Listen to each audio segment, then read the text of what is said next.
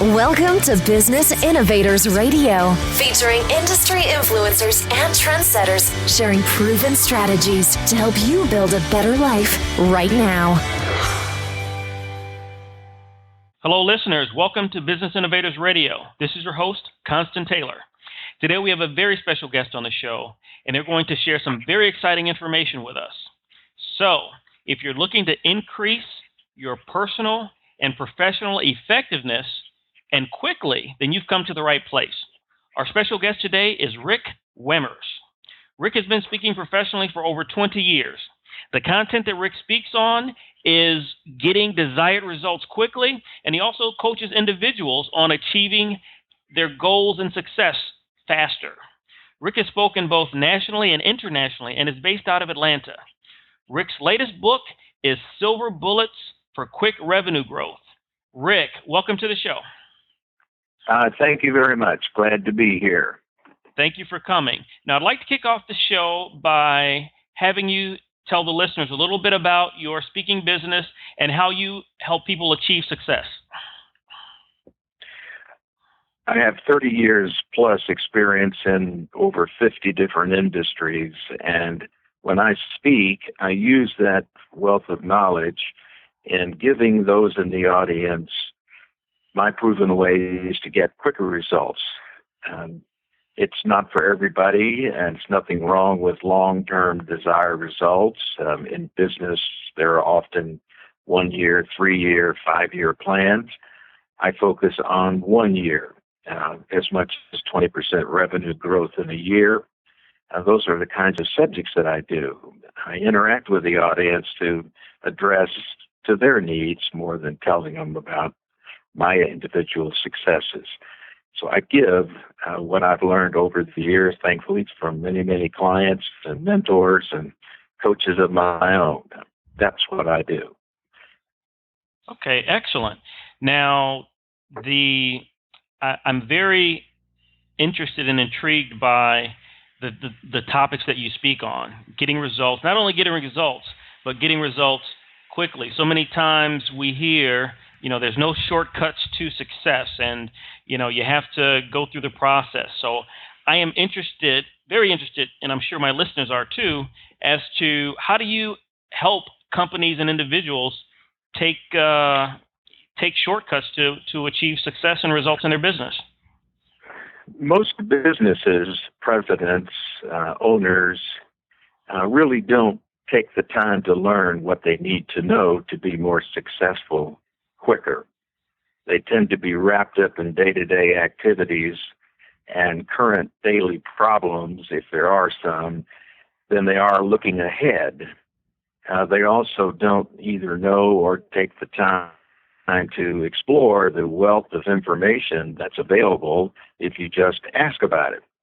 As the old saying goes, knowledge is power. Unfortunately, most people don't know the rest of that, which is you must seek and use it. Mm-hmm. For a few examples, in a business, I have found virtually every time I sit down with the president of a business, what is it that customers believe about you? That goes past they buy and sell, or they send in a customer service card. I'm asking, what do they really think? Do they really refer your business to people they know to buy that product? There's a net promoter score, for example, that is focused on that area, whereby the independent survey company asks customers of individual companies, who would you recommend tomorrow to use the product or company or service that you're doing? And the goal is, of course, to have your company noted at the top of the list. Mm-hmm. I also find that business owners don't really find out what employees behave or think about. And it's just surprising to me when I spoke to the Society of Human Resource Directors or Managers that none of them, well, there were 3 actually out of the crowd of over 200, that knew anything about employee assessments. These assessments, simply stated, they show in a very short period of time, 10 minutes, what an employee's behavior is communicating to fellow workers as well as to customers. Our behavior, the way we act to other people, sends a great number of messages. Some are not so good and some are. And employers need to know that. We also have assessments that talk about motivation. What really motivates the young person of today, Gen Y or millennial, versus the baby boomers that are about to retire. Their motivations are very important to their behavior, loyalty to their job, engagement at their job. And if an employer doesn't know that, he can't do anything about it except wring his hands and lament that employees just don't seem to be working well together. They're not fully engaged. So that's my first part of the success formula is go in and ask, what is the problem here? What can we do to fix it? And they will talk to me and my group because we build confidence in them that this is about issues, not them personally. Of course, we see that other personal factor, but that's how we get engagement. And we get them to tell us what's really wrong. So instead of the president or owner sitting there making all the decisions on their opinions, then we get them to show what the majority of the workforce likes, will do, or not do. It's just amazing how people don't take the time to learn on their personal career, for example. What am I most motivated to do? Where do my skills fit best? Forget what you're doing today. Take an assessment and find out what you really think, do, and want.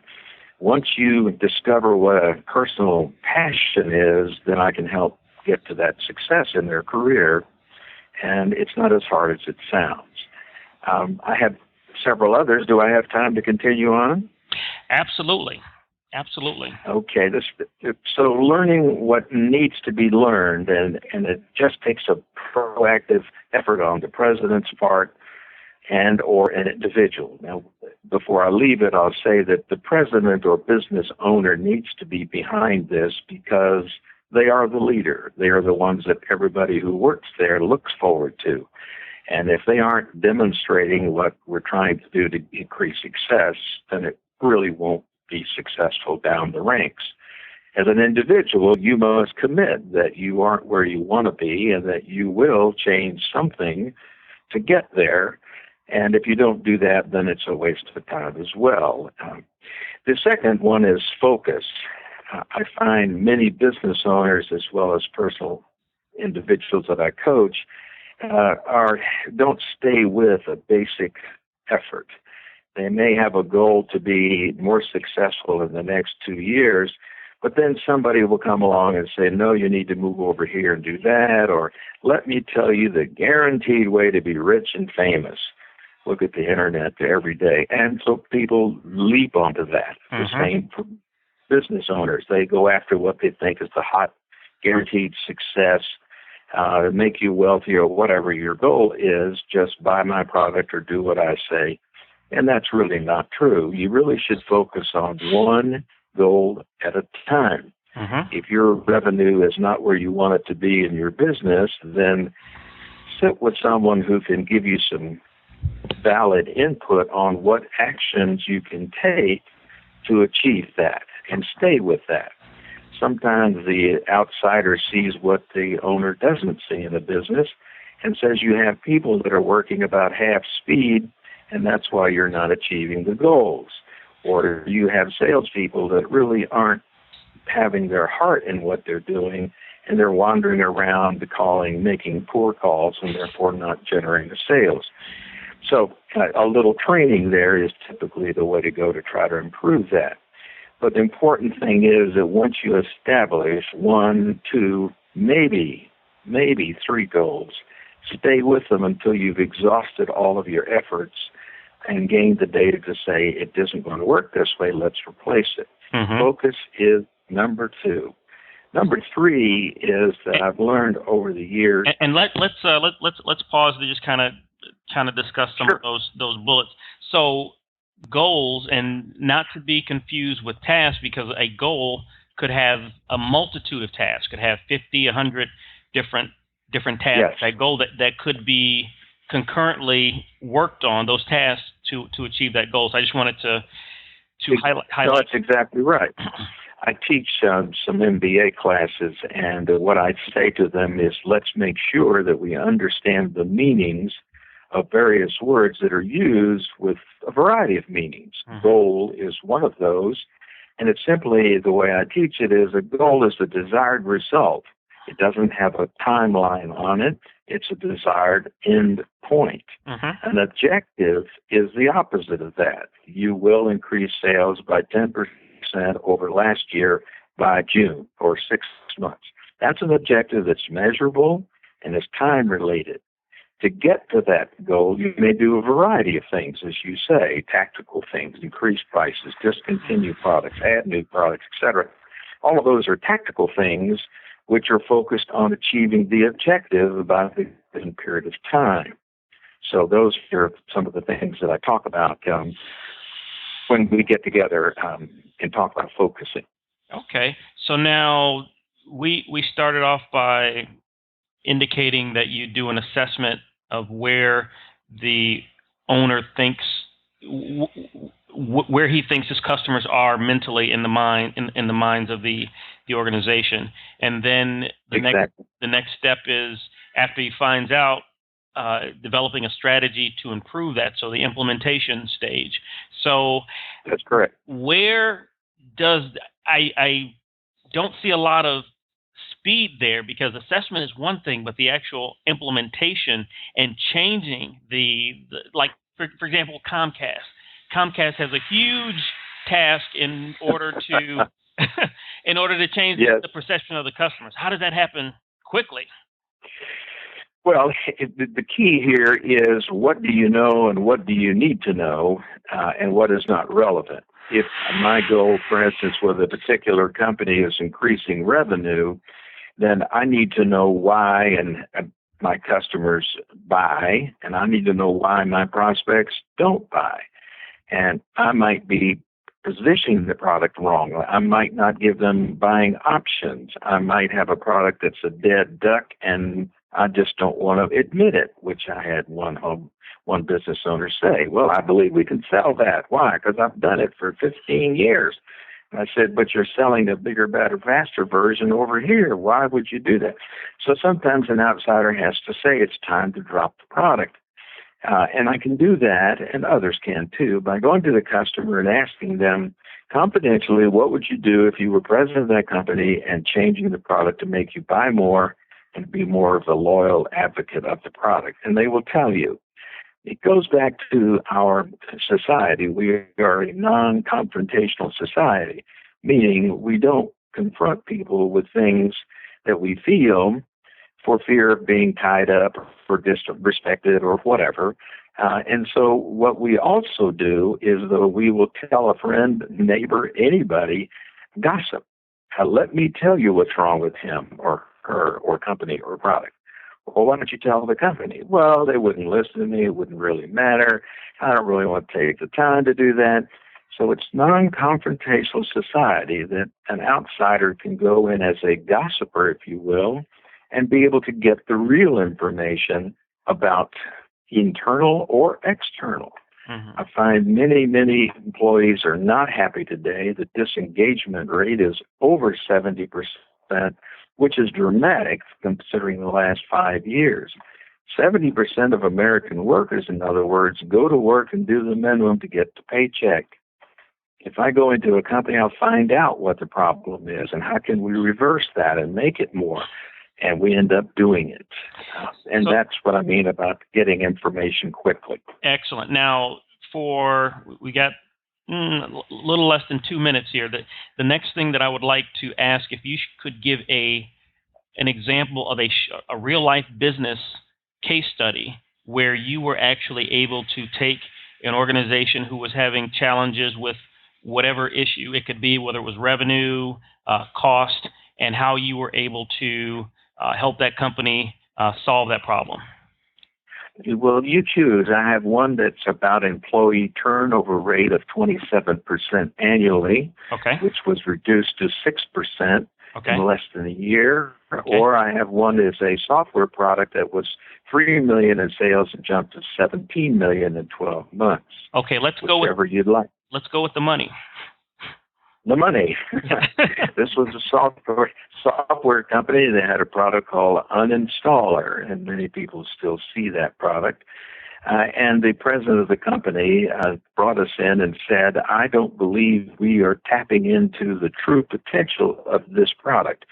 The product, simply stated, is that you put it in and run it, and it will clean the bits and bobs, the trash, the dust, if you will, on your computer so that it can operate faster. Is that by? And he said, is that by Advanced System Care by chance? I don't know. The product was sold to a California company several years ago. Okay. I think so go ahead. You probably do. It was a basic one that cleans that. And so he said, we're getting $3 million, a little over that. And he said, and I think it's a whole lot more. I think everybody should buy this product.